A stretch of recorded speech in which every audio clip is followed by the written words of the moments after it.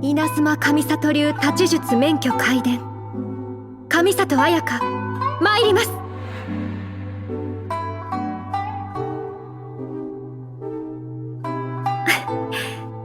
よろしくお願いします。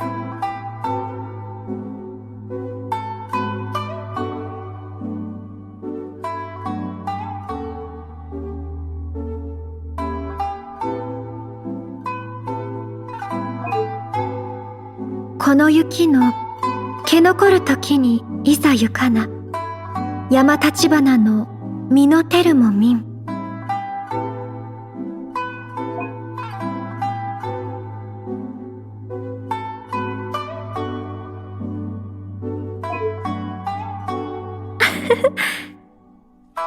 これが旅人さんの普段の暮らしですか。時間が空いていらしたら共に木漏れ茶屋に行ってみませんか。夢と知っていれば目覚めぬものをもう少し一緒にいさせてほしいのに。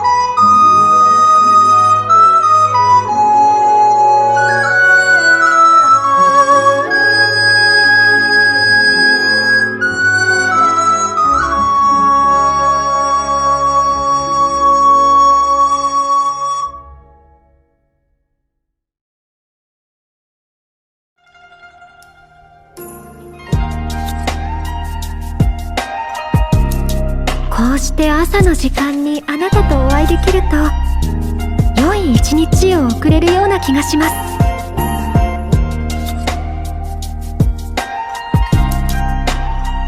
昼食の後はどうしても眠くなってしまいますね。